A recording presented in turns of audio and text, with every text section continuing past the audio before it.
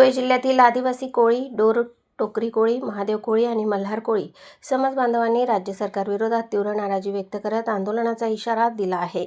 आदिवासी विकास विभागाने दिनांक 26 मे 2026 रोजी जारी केलेले परिपत्रक तात्काळ रद्द करावे अशी मागणी समाजाच्या वतीने करण्यात आली आहे।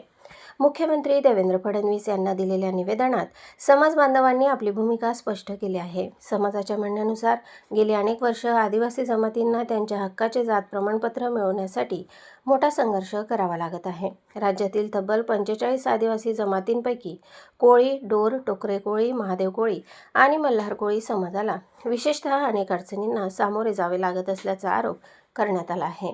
प्रमाणपत्र आणि जात पडताळणी प्रक्रियेत वारंवार निर्माण होणाऱ्या अडथळ्यांमुळे विद्यार्थ्यांचे, युवकांचे आणि नोकरीसाठी प्रयत्न करणाऱ्यांचे नुकसान होत असल्याचे निवेदनात नमूद करण्यात आले आहे।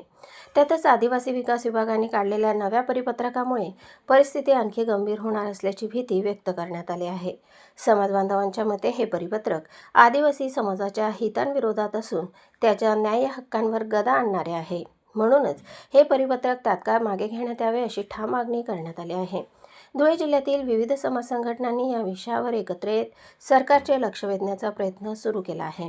सरकारने सकारात्मक निर्णय घेतला नाही तर येत्या काळात महाराष्ट्रभर तीव्र आंदोलन छेडले जाईल असा इशाराही देण्यात आला आहे। हे आंदोलन लोकशाही मार्गाने केले जाईल, मात्र समाजाच्या हक्कांची तडजोड केली जाणार नाही असे समाज प्रतिनिधींनी स्पष्ट केले आहे। आदिवासी समाजाच्या प्रश्नांकडे सरकारने गांभीर्याने पाहावे आणि वादग्रस्त परिपत्रक रद्द करून न्याय द्यावा अशी मागणी निवेदनातून करण्यात आली आहे।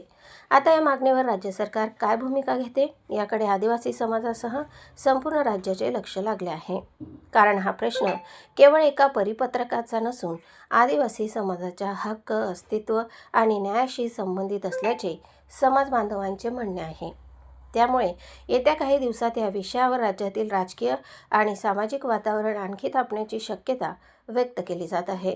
प्रतिनिधी अजिम शेख आणि वृत्तनिवेदिका सीमा पाटीलसह स्वराज्य न्यूज धुळे। आज आमच्या समस्त महाराष्ट्रभरातून 26 मे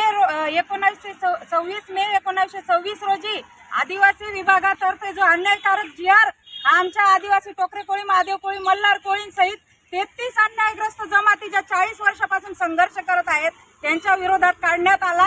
त्या GRच्या विरोधात आम्ही ही आज GRची होळी केलेली आहे आणि ह्या होळी केल्यानंतर आज तो GR रद्द करण्यात यावा असं मुख्यमंत्र्यांना या निवेदनाद्वारे आम्ही कलेक्टरांना निवेदन देत आहोत।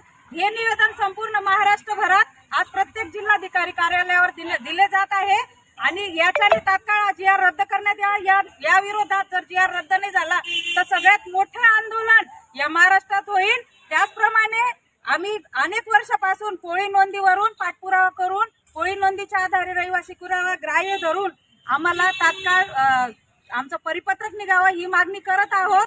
त्या अनुषंगाने आज हा GRची होळी करण्याचा कार्यक्रम आमचा झालेला आहे आणि यशस्वी असा कार्यक्रम महाराष्ट्रभरात, संपूर्ण महाराष्ट्रभरात हा सुरू आहे।